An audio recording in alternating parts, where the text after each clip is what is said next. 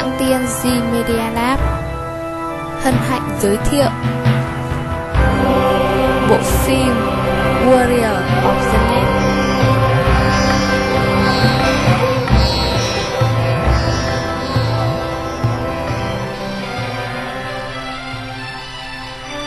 Các bạn có thể thấy đây là gói tin TCP.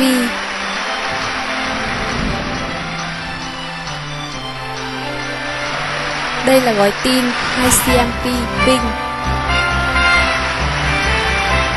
Đây là gói tin UDP. Router.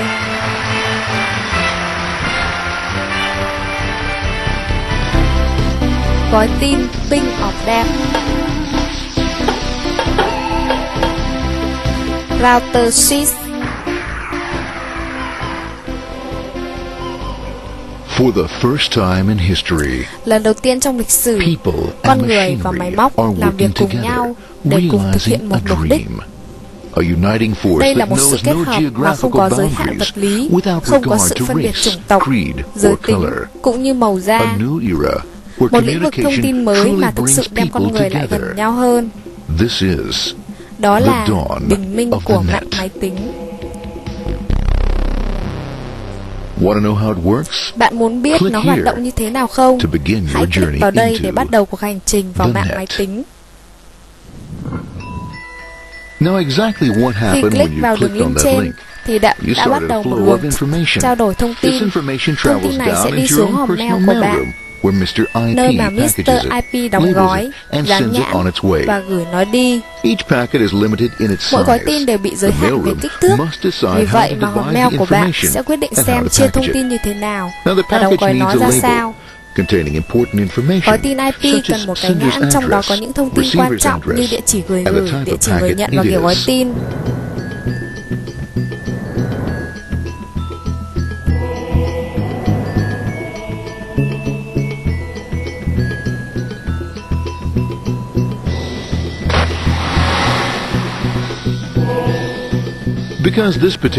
Ngoài ra, vì đây là gói tin đi ra ngoài mạng Internet, nên nó có một địa chỉ cho proxy server, máy chủ có chức năng đặc biệt mà ta sẽ xem xét sau đây. Gói tin bây giờ sẽ đi vào mạng LAN của chúng ta. Mạng LAN thường dùng để kết nối những máy tính cục bộ, router, máy in, sao cho thông tin có thể trao đổi bên trong một tòa nhà. Giao thông trong mạng LAN thì không được kiểm soát chặt chẽ và có thể xảy ra tai nạn bất cứ lúc nào.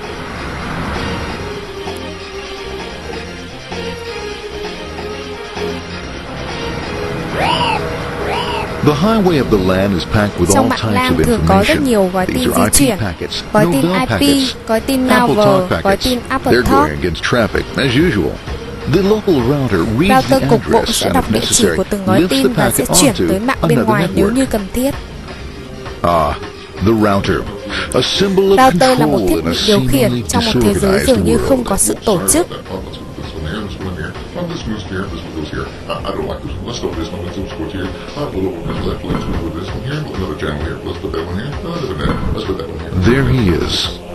Router hoạt động một cách nguyên tắc, bất chấp, bài bản, bảo thủ và đôi khi không thật sự nhanh nhẹn.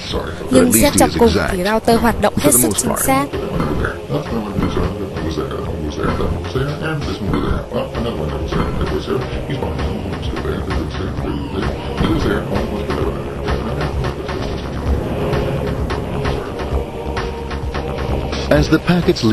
Khi mà gói tin rời khỏi router, chúng sẽ tới mạng Internet và hướng tới router switch.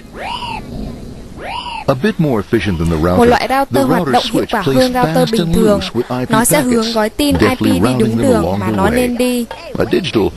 Vâng, bạn có thể thấy nó rất giống với trò chơi pinball ở trên máy vi tính.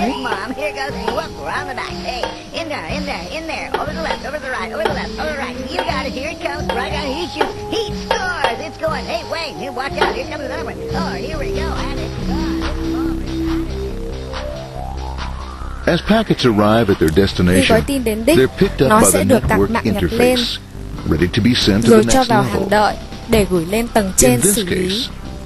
Trong trường hợp này thì tầng trên chính là proxy. Proxy được dùng bởi rất nhiều công ty như là một người trung gian với mục đích làm giảm tải đường truyền kết nối Internet của họ.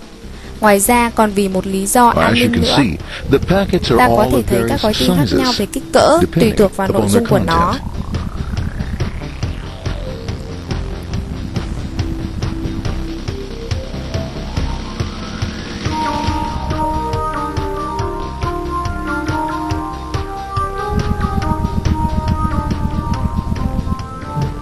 The proxy opens the packet and looks for the web address or URL.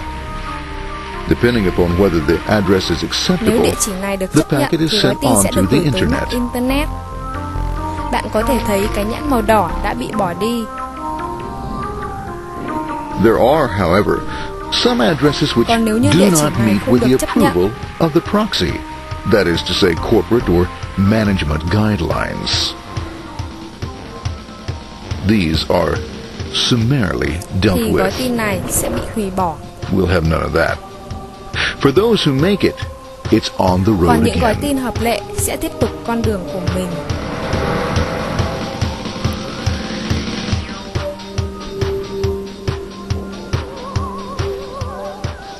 Next up, Tiếp the theo sẽ firewall. nói về tường lửa. The corporate firewall Tường serves lửa two thường có hai tác purposes. dụng. It prevents some rather Một là nasty ngăn things chặn from các the cuộc tấn internet công from từ coming bên ngoài into vào. the intranet.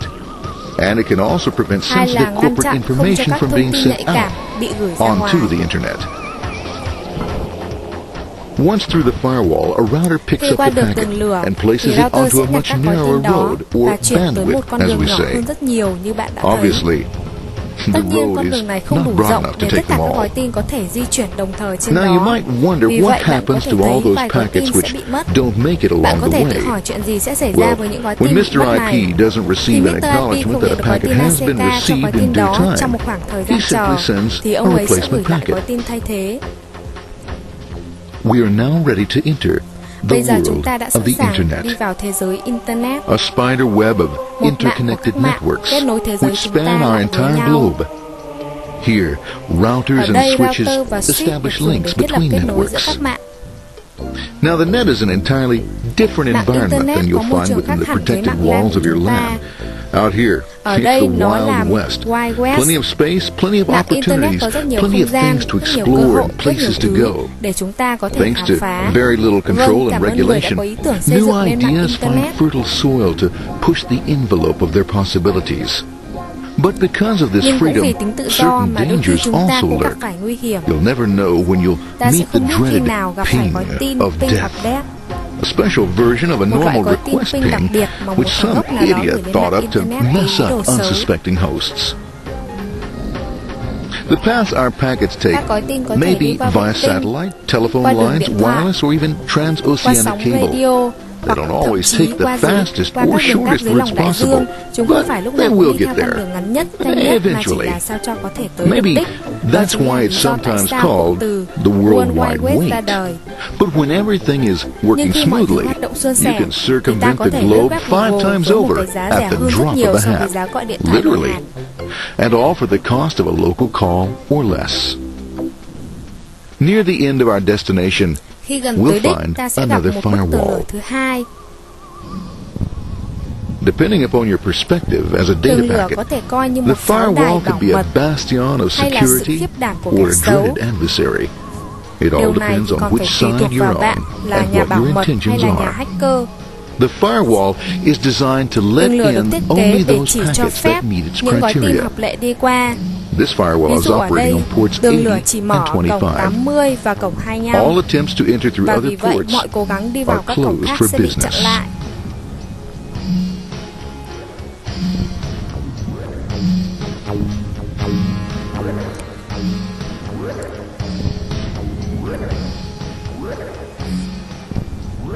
Port 25 is used for mail packets, Cổng 25 thường dùng cho các gói tin liên quan while đến port email. 80 is the Cổng entrance for 80 là packets from cổng the mà internet các web to the web server thường server. mở để nhận yêu cầu từ bên ngoài vào.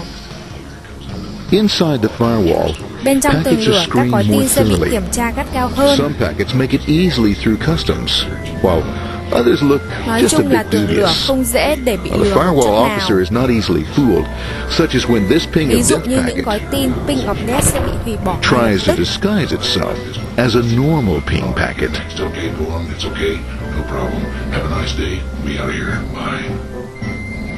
For those packets lucky enough to Với make những it gói this tin may far, mắn tới được the đây rồi thì journey cuộc hành trình is với almost chúng over. ta gần như đã kết thúc. It's just to line up on the Bây giờ interface nó chỉ việc to be đi vào taken hàng up đợi của into web server. the web server.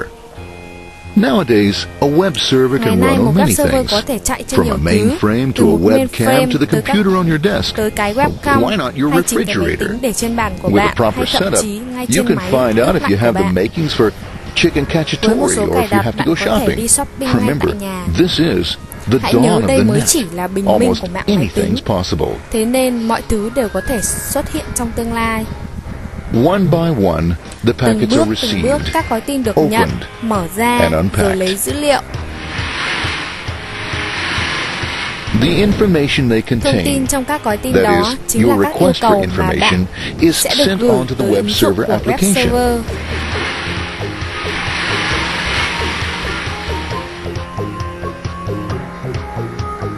The packet itself is Các hộp đựng gói recycled, tin này sẽ được tái sử dụng ready to be used và đủ again, đầy thông tin and mà bạn filled đã yêu cầu, with your requested information. lại được dán nhãn, Addressed and sent out on its way rồi back to gửi lại you, cho bạn. back past the firewall, Qua tường routers, lửa, and on router, through to the internet.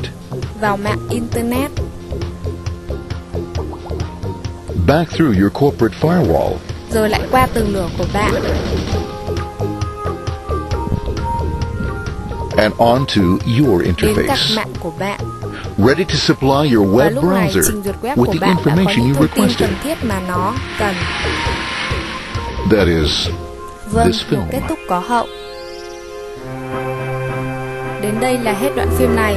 Cảm ơn bạn Việt Hưng vì đã dịch cho Pleased tớ with their một số đoạn efforts hóc búa. and Cảm ơn các trusting bạn the đã better chú ý lắng world, nghe. Chúc các bạn our ôn thi tốt. trusty data packets ride off blissfully into the sunset of another day, knowing fully they have served their masters well. Now isn't that a happy ending?